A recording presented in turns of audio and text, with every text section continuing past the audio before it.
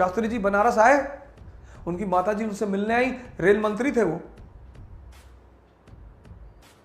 Rail मंत्री। Railway के guard का इंटरव्यू देने गए, सिलेक्शन नहीं हुआ। पैसा नहीं होता था कि नाव पर बैठकर नदी पार करके स्कूल चले जाए। रेल मंत्री, भारत के प्रधानमंत्री बाद में, उनकी मां मिलने आई, कहीं बेटा तुम क्या करते हो? कहीं हम बाबू हैं रेलवे में। उन्होंने बताया नहीं कि मैं रेल मंत्री हूं। उनके अधिकारियों ने पूछा कि सर आपने बताया नहीं कि आप भारत के रेल मंत्री हैं? कहीं मेरी मां बहुत इनोसेंट है, इसको मैं बता देता, ये जाके लोगों को बताती, वो इसको काम सौंप देते और मैं कर नहीं पाता।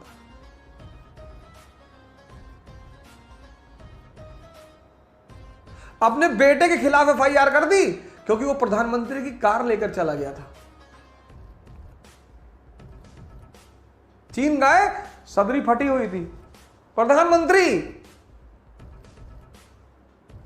प्रधानमंत्री, हमने इन चीजों को इज्जत देना ही छोड़ दिया। मैं हैदराबाद गया 3 साल पहले सेमिनार लेने, फ्लाइट लेट हो गई हमारी 1 घंटा।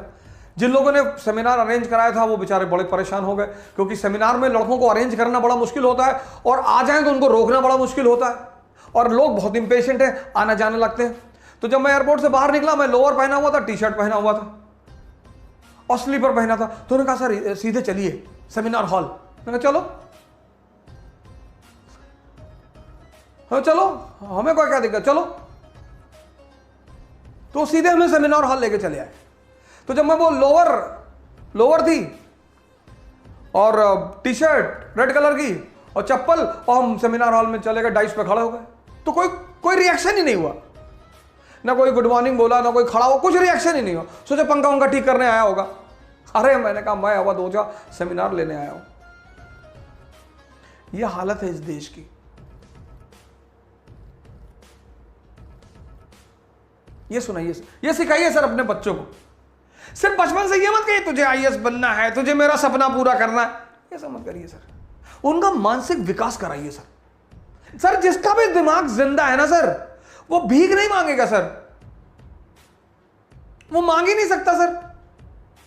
जिसका भी दिमाग जिंदा है और जिसका दिमाग मरा हुआ है, मैं नाम नहीं लेना चाहता, बड़े यंग आईएएस अधिकारियों ने, आईपीएस अधिकारियों ने बड़े छोटे छोटे मुद्दों पर सुसाइड किया पिछले 2-4 सालों में सर।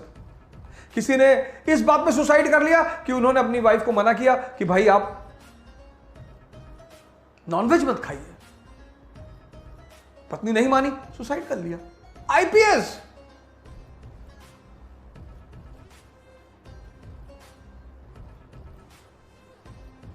शिक्षा का उद्देश्य है दिमाग को जिंदा करना।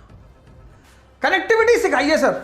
शुरुआत में किसी भी चीज की जो लर्निंग है, लर्निंग जैसे साइकिल चलाना जब आपने सीखा तो शुरुआत में दर्द हुआ, शुरुआत में टाइम, किसी भी चीज के शुरुआत में टाइम लगेगा सर। एक बार आप सीख गए, उसके बाद हाथ छोड़ के साइकिल चलाने लगे, वो जो पहला फेस होता है वो ऐसा होता है, ऐसा, यही चैलेंजिंग होता है। लर्निंग का जो पहला फेस होता है वो ये होता है। बड़ा इंपेशेंट हो जाता है आदमी कि यार बहुत धीरे हो रहा है। शुरुआत में होगा सर, शुरुआत में आप साइकिल लेके भागे, फिर आप बीच में घुसे कुछ दिन, फिर आप डंडे पे बैठे, फिर आप गद्दी पर आए, एक दिन आप थोड़ी बैठ गए। Learning is always a slow process, always. Impatient होने की जरूरत ही नहीं है सर। कनेक्टिविटी सिखाइए सर।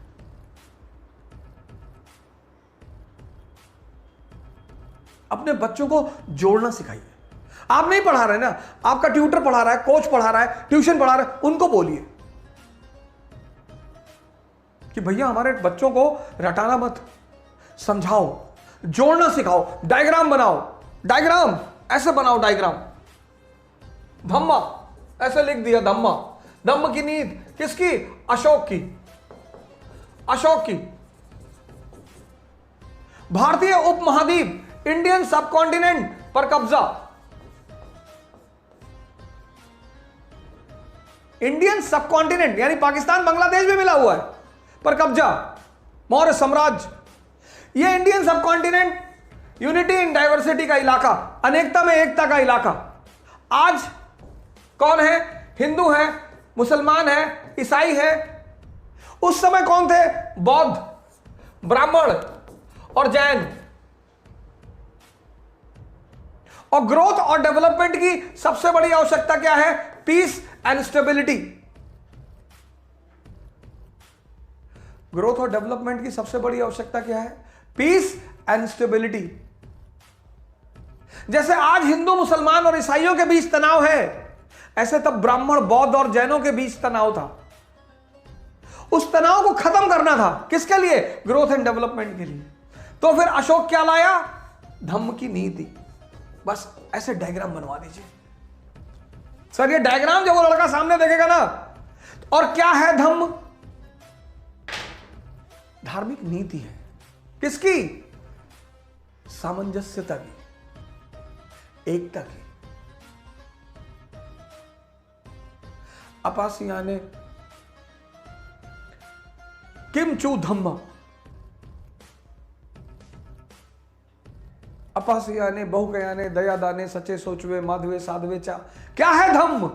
अल्प पाप। अपासियाने बहुकयाने, बहुत लोगों का कल्याण। स्टेट सबके कल्याण की बात कभी नहीं कर पाएगा। अपासियाने अल्प पाप, बहुकयाने बहुत लोगों का कल्याण। अपासियाने बहुकयाने दया दान, दया दाने सचे सत्य, साचवे माधवे साधवे चा। डेफिनेशन यही नीचे लिखवा दीजिए लड़के को, एक एक लाइन, वो एक एक वर्ड समझा दीजिए। सर पूरी जिंदगी कभी नहीं भूलेगा। शुरुआत में तनाव होगी सर, शुरुआत में टेंशन होगा, लेकिन धीरे धीरे,